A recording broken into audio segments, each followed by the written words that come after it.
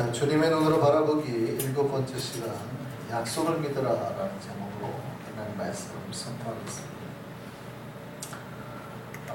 신앙을 딱 한마디로 우리가 표현한다면 계약입니다. 하나님하고 인간이 컨트랙을 맺는 거죠. 이거는 만약에 어느 한쪽에서 파기를 하게 되면 그 파기한 쪽에서 이제 그 모든 책임을 다 져야 됩니다.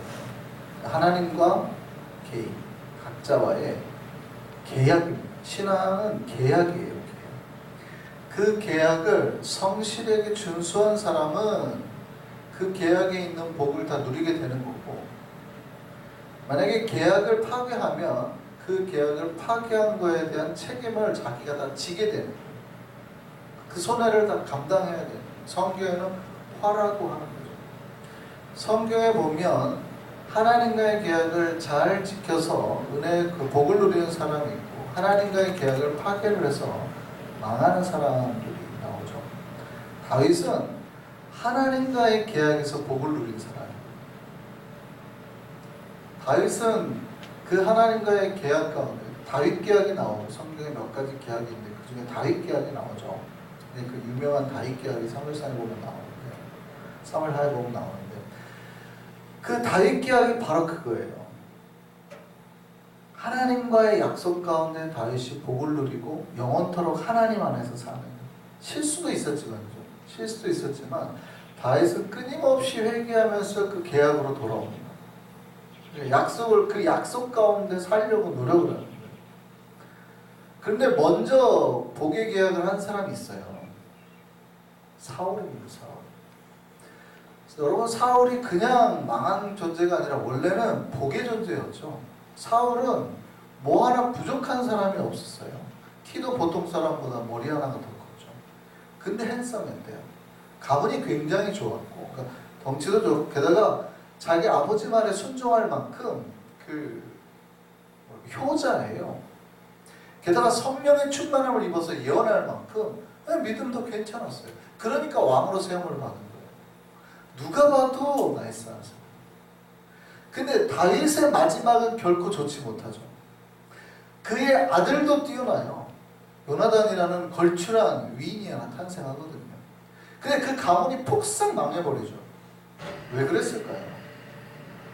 사울이 마지막에 그 인생에 제일 실수한 게 뭐냐면 하나님과의 계약을 스스로 파괴를 해버린 거예요.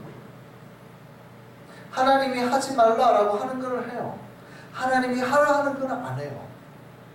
진멸하라 그랬는데 눈에 보기에 좋아 보이니까 자기가 가져요. 무당 같은 데 찾아가가지고 결국에는 하지 말라는 짓은 하죠. 자기가 제사 드리면 안 되는데 자기가 제사를 드려버리죠. 그러니까 자기 스스로 하나님과의 계약을 파괴해버린 거예요. 은혜로 시작했는데 멸망으로 끝을 본 자입니다. 여러분, 신앙은 계약이에요. 하나님과 나의 계약. 예수 그리스도의 보혈의 피로 여러분 다 찍어가지고 사인을 한 거예요. 이거를 깨면 깬 쪽에서 그거에 대한 책임을 다 지게 돼요. 아브라함도 하나님과의 계약을 맺었죠. 성경에 나오는 유명한 계약 중에 하나가 이제 아브라함의 계약이죠. 다윗 계약 말고 아브라함과의 계약. 아브라함도 하나님과의 계약을 복으로 이끈 사람입니다. 과정 중에 어려움도 있었어요. 미스도 했어요. 실수를 했어요. 그러니까 이삭을 기다리라고 한 거였는데 하나님은, 아브라함은 자기 열심으로 아들을 낳으라고 보니까, 왜냐면 와이프가 애를 못 낳거든요. 나이가 많아요. 이미 끝났어요. 그러니까 젊은 여자를 통해서 하나님의 뜻을 이루려고 한 거예요. 근데 그게 하나님의 뜻이 아니었어요. 90세 먹은 할머니를 통해서 애를 낳겠다고 하는 게 하나님의 뜻이었거든요. 근데 여러분이 그 뜻을 이루기 위해서 90세 먹은 할머니한테 애가 낳겠다고 여러분 생각을 하겠어요? 생각을 못하죠. 그러니 인간적인 방법을 통해서 젊은 여자를 통해서 애를 낳은 거였어요. 근데 하나님의 뜻이 아니었죠. 그럼에도 불구하고 아브라함은 다시 하나님의 계약을 끝까지 붙들어 갔습니다. 결국 아브라함이 100세 때에 이삭을 보게 되는 거죠. 그리고 복의 자손을 얻게 되고, 또 아브라함 그 뒤로도 계속해서 복을 누리게 되는 거예요. 신앙은 뭐냐면 계약이에요. 그럼 신앙생활이 뭐냐면 여러분이 하나님과 맺었던 그 계약을 잘 약속을 이행해 나가는 거예요. 잘 지켜나가는 거예요. 여러분이 하나님과 맺었던 약속을 잘 지켜나가는 거예요. 그러면 잘 지켜나가면 복이 오는 거고 그 약속을 잊어버려요. 내가 하나님과 뭐 약속을 했나? 언약을 맺었나? 내가 서원한 것도 다 잊어버리고 과거에 내가 무슨 서원했는지 다 잊어버리고 내가 어떻게 하겠습니다는 다 잊어버리고 열심히 하겠습니다 다 잊어버리고 하나님 앞에 헌신하겠습니다 다 잊어버리고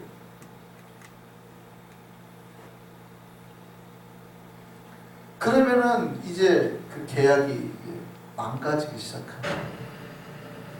여러분 우리가 신앙생활 잘하는 방법은 뭐냐면 우리와 주님과 맺었던 그 언약 주님께서 우리가 하셨던 말씀 그걸 잊지 않고 기억하여서 잘 지켜나가요. 그러면 우리의 신앙생활이 복되게 되는 거예요. 그거를 지키는 게 어렵죠. 준수하는 게 어려워요. 쉬운 게 아니에요. 때로는 하나님이 무리하게 보이는 요구도 하시거든요. 100세 때 나온 아들을 그 귀한 애를 죽이라고 하잖아요. 제물로 바치라고. 이게 쉬운 게 아니에요. 근데 아브라함은 한단 말이죠. 물론 내가 죽여도 하나님께 다시 살릴 거라는 믿음이 있었지만 그 계약 안에서 약속을 신실하게 기억하고 또 믿고 행할 때 그 계약 안에서 온전히 준수해 나갈 때 우리 삶에 복이 오는 거예요. 그래서 신자에게 꼭 필요한 건 뭐예요? 주님의 계약, 우리가 주님과 맺었던 그 약속을 기억하는 것, 그 다음에 그 약속을 신뢰하는 것. 예수의 제자들의 가장 큰 문제가 뭐였냐? 그 약속을 신뢰하지 못한 거였습니다. 말씀을 너무 쉽게 생각했어요. 기억하지 못했어요. 주님께서 돌아가신 다음에 제자들이 두려움과 공포에서 헤어나지 못하고 있었죠. 앞으로 뭘 해야 될지도 몰랐던 거예요. 단 한 명도. 단 한 명도. 예수를 따랐던 그 제자들,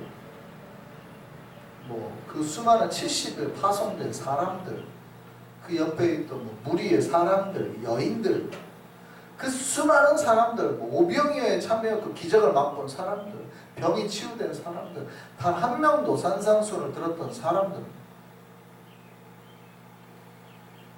수제자였던 베드로까지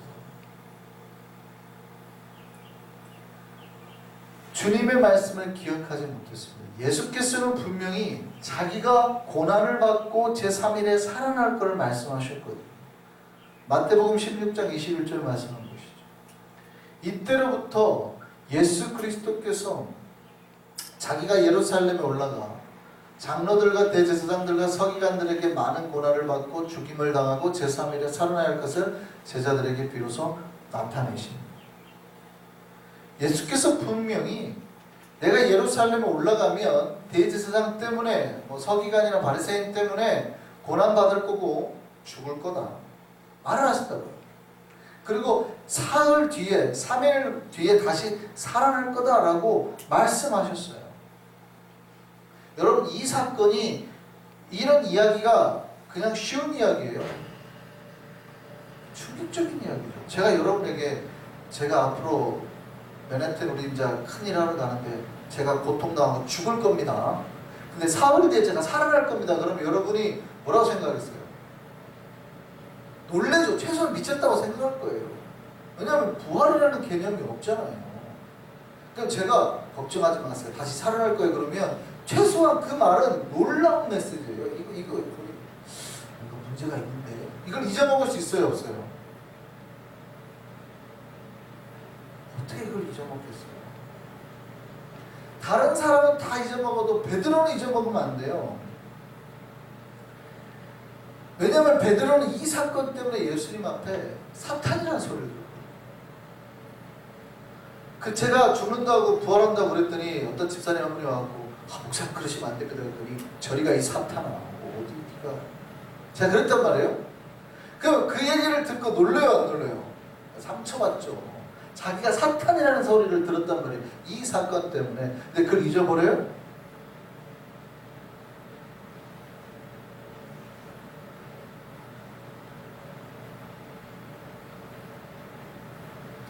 그 후로도 예수님은 자기가 죽으시고 사흘 만에 부활할 거를 2번 더 얘기하셨어요. 그러니까 3번 강조해서 얘기를 하셨거든요. 그런데도 제자 중에서 아무도 이것을 기억하는 사람이 없었어요. 이게 문제였다는 거죠.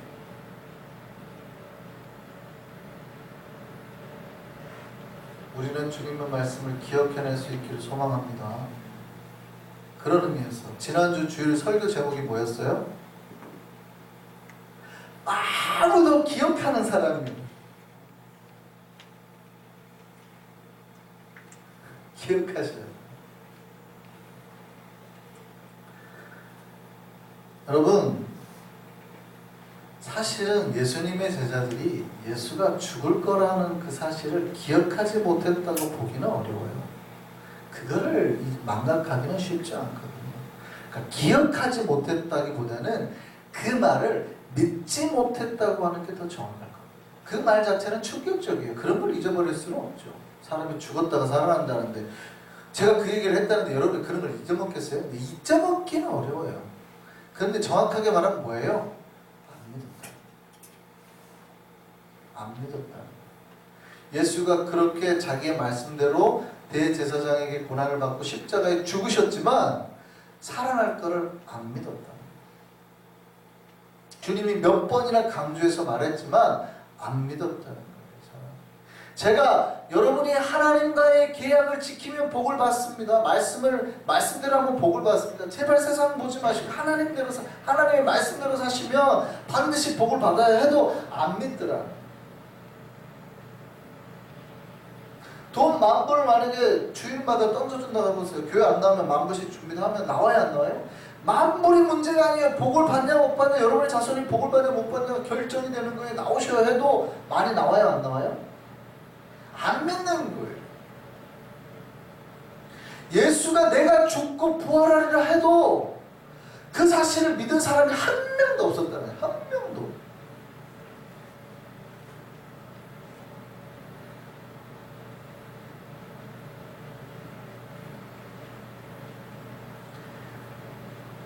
여러분, 복이 어디서 와요?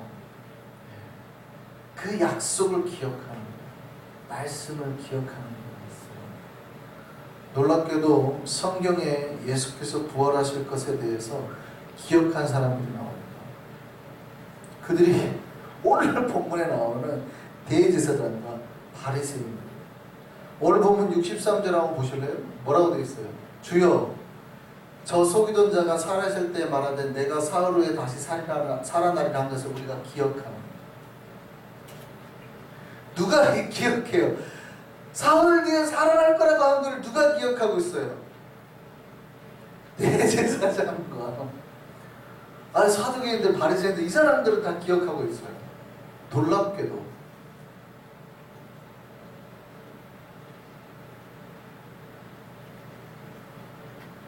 제자들은 예수님이 그 말씀처럼 혹시라도 부활할 거 아니냐라고 생각하는 사람이 없었는데, 대제사장들은, 바리새인들은 그게 걱정이 돼가지고, 물론 이제 혹시라도 예수의 시체를 훔쳐가서 부활했다고 말할까봐 그런 거긴 하지만,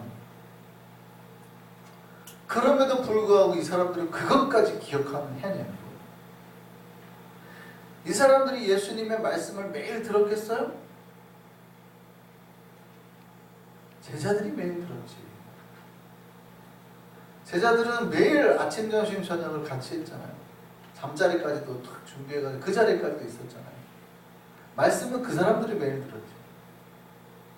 대제사장과 사두개인들은 들어서 조사해가지고 가가지고 말씀하는 거 보고 들어서 안 오고. 그런데 제3자 풍월로 들어서 한 사람들은 그 말씀을 기억하고 있고, 다이렉트로 그 자리에서 듣고 했던 사람들은 그걸 기억하지 못하고.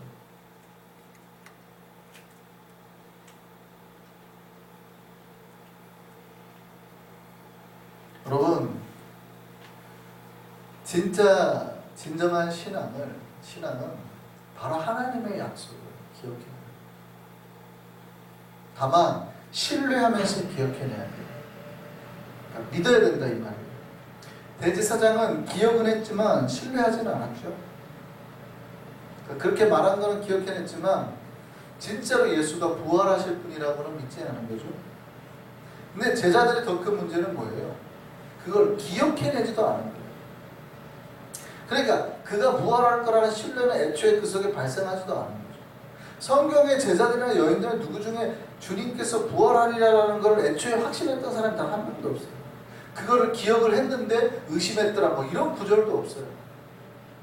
그들 중에는 기억해내는 자가 있었다. 그러나 그걸 믿지 못했다. 이런 기록이 없어요. 그냥 아예 기억 자체를 하지 않았다. 왜냐하면 주님 부활하고도 여인들이 예수님이 부활했다고 했는데도 베드로와 요한이 보고도 그럴 리가 없는데 하고 돌아갔다잖아요. 예수가 부활했다고 했는데도 그럴 리는 없다 하고 돌아간 거예요. 자기들이 직접 보기 전까지. 그러니까 얼마나 하나님의 약속을 우습게 여기냐. 복은 여러분, 우리가 받는 복은 주의 약속이 이루어질 것을 반드시 신뢰하면서 발생합니다.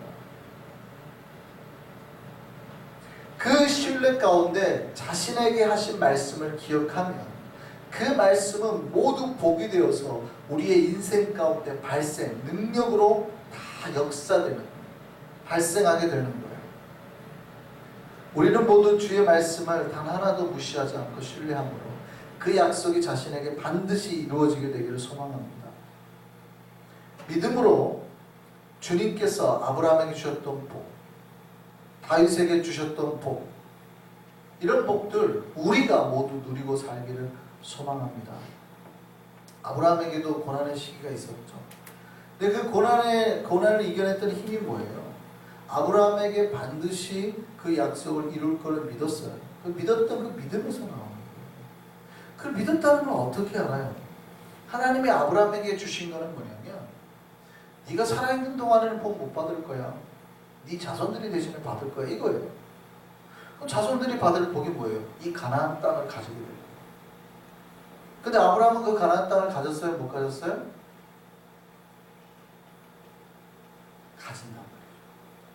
그 가지는 거 어떻게 가져요? 죽어서 가지게 된단 말이에요. 그러니까 죽어서 가지기 위해서 뭐 해요? 막벨라고를 산단 말이에요. 제가 막벨라고이 중요하다고 그랬잖아요. 창세기 나오면. 왜 막벨라고이 중요해요? 그 땅을 그냥 가져가라는데 구역이 내가 돈 주고 산단 말이에요. 아니 이건 내가 돈 주고 사. 이건 내 거야.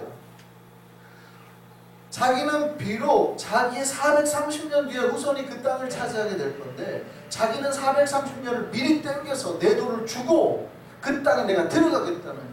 그래서 아브라함도 사라도 다 이삭도 야곱도 거기에 묻히는 거예요. 막벨라고. 그들은 가나안 땅에 들어가는 거예요.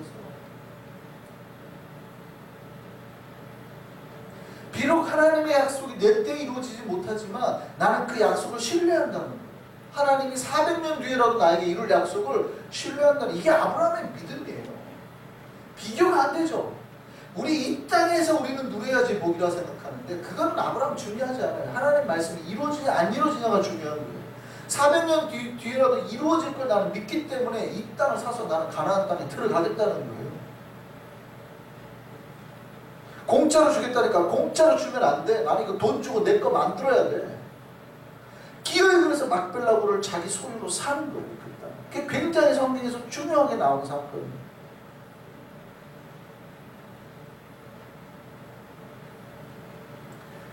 아브라함은 하나님하고 자기가 했던 계약이나 약속을 하나도 무시하지 않았어요. 손해죠. 그 땅을 사는 게 손해지. 공짜로 주겠다는데 뭐하러 사요. 근데 아브라함은 그런 게 아니에요. 내가 이 땅에서 손해보냐 안 보냐 이건 중요하지 않아요. 하나님의 약속을 이루냐 안 이루냐 이게 아브라함의 평생의 목적이에요. 아브라함이 왜 복을 받는지 아시겠습니까?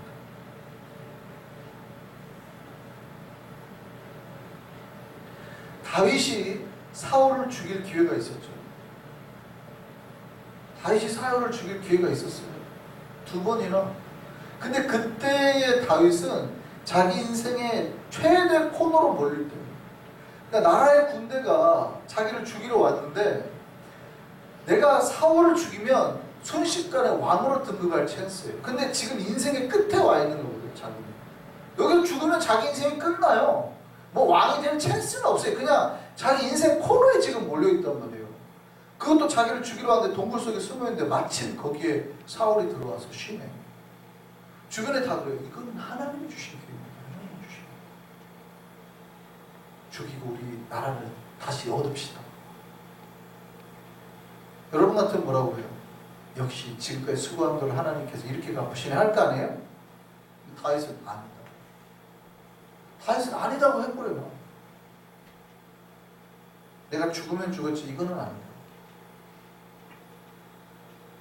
그리고 또 2번째, 다윗의 진영에 다시 한번 들어가는데, 둘이 들어가는데 아무도 다윗이 왔는지를, 사울의 진영에 들어가는데 다윗이 그 군대를 뚫고 들어가는데 아무도 다윗과 병사가 오는지 아무도 몰라요. 사울이 있는 천막까지 들어가잖아요. 그러니까 그걸 보고 있던 옆에 있던 부하가 또 뭐라고 그래요? 이거는 여호와께서 해주시지 않으면 이런 찬스는 올 수가 없습니다. 이거는 기적 중에 기적입니다. 이건 하나님께서 지금 사울을 당신 손에 준 겁니다. 빨리 죽이고 가서 승리합시다. 2번째 찬스가 왔어요. 그때 다윗이 뭐라고 그래요? 아니다. 그거는 말도 안 돼요. 하나님 뜻이 아니에요. 누가 봐도 하나님 뜻인데 다윗은 똥멍청이에요.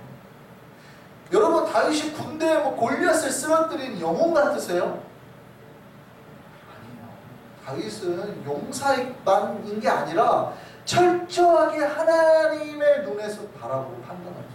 아니다. 내가 죽으면 죽었지 이건 아니다. 또 물러서는 거예요. 하나님의 기름 부은 자들을 죽일 수 없다.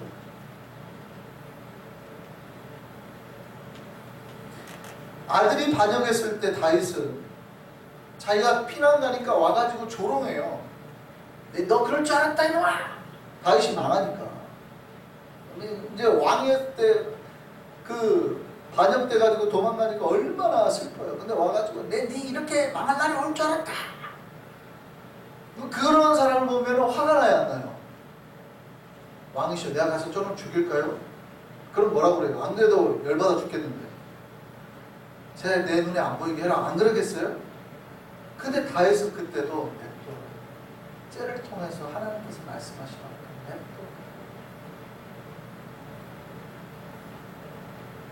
여러분, 다윗은 여러분 복을 받은 사람들은 철저하게 하나님의 계획과 약속 안에서 움직이는 사람이에요. 그게 이 땅에서의 조롱이 될 수도 있고 모욕이 될 수도 있고 손해가 될 수도 있지만 철저하게 하나님의 계획 안에서 약속 안에서 벗어나려고 하지 않는 거예요. 하나님은 그거를 다 기억하셔서 얘가 약속대로 했나? 말씀대로 했나? 나하고 맺은 계획대로 했나? 보는 거예요. 내 인생에 복이 있고 없고의 차이는 왜 하나님 나에게 아브라함 같은 복을 안 주십니까? 다윗 같은 복을 안 주십니까? 하나님은 복을 주겠다고 저와 여러분은 다 계약을 맺어놓은 상태죠. 근데 복이 없는 이유는 뭐예요? 우리가 그 계약을 파괴합니다. 너무 쉽게 파괴해요. 기억도 못해요. 너무 쉽게 그냥. 그리고 이제 이유는 되죠. 현실적인 이유. 목사님이 힘들어요. 안 돼요. 이 말씀대로 어떻게 다 살아요? 다윗도 그렇게 살 수 있는 조건은 아니었어요. 아브라함도 마찬가지예요. 그러나 그럼에도 불구하고 항상 뭐가 먼저예요? 말씀이 먼저예요. 하나님과 했던 약속이 먼저예요. 그렇게 해서 복을 누리는 겁니다. 저는 우리 한성의 백성들이 모두 주님의 약속을 믿고 그 약속 안에서 예수께서 십자가를 통해서 우리에게 주기로 원했던 하늘의 복과 이 땅의 모든 복을 누리기를 소망합니다. 주께서 고난을 이겨내고 죽음에서 승리하셨던 것처럼 우리가 그 약속 믿고 나아가면 우리도 고난에서 그 이겨내고 나면 반드시 부활의 생명과 복으로 우리에게 복으로 우리가 그렇게 복으로 나아가게 될 줄 믿습니다. 오늘 토요일 주께서 죽으셨죠. 그리고 이제 주님께서 하늘에서 자기를 죽인 자들과 또 이 땅에 남아있는 제자들을 바라보고 계실 겁니다. 근데 예수가 바라보는 그 눈으로 한번 보면 그 대제사장들과 바리새인의 행동, 제자들의 행동이 한눈에 보일 거예요. 근데 어떤지 보세요. 한쪽에서는 예수가 부활할까 봐 부활하지 못하게 오늘 본문을 보면 뭐예요? 군대를 보내죠. 가가지고 봉인을 하고 씨를 하고 돌을 맞고 병사들을 지키고 그런 대제사장들과 바리새인들을 바라보는 주님은 어땠을까요? 얼마나 가소로웠을까요? 하나님이 이 땅의 계획과 약속과 복을 이루는 방법을 방해하기 위해서 인간적인 계략을 쓰고 힘을 쓰고 하는 것을 봤을 때 하나님 보시기에는 얼마나 우스웠을까요? 그게 얼마나 그게 가능하다고 생각을 하겠냐 이 말이죠. 우리가 인간적인 책을 쓰고 뭐 어떻게 하나님 보기에는 그런 것들이 너무나 가소로워요. 반면에 제자들을 바라보는 주님의 눈은 얼마나 안타까웠을까요? 두려워서 밖에도 나오지 못하고 어찌할 바를 모르는 제자들. 오히려 여인들이 더 용감했죠. 오늘 지나고 그 다음날 내일 새벽인데 여인들은 준비하는 거예요. 우리 주님 무덤이라도 가봅시다. 향품을 들고 가서 시체에 바르고 거기에 군인들이 있을지 뻔히 아는 거예요. 잡히면 너 그러면 예수 따라다녔던 제자들이야? 하고 죽을 수도 있는데 여인들은 간단 거예요. 새벽에 갔으니까 오늘 밤에 준비한 거예요. 향품을. 그리고 새벽 날이 캄캄 아직 밝기도 전에 가서 예수님 무덤으로 가는 거예요. 제자들은 아무도 못 나오고 있는 거예요. 숨어가지고. 여인들은 간단 말이죠.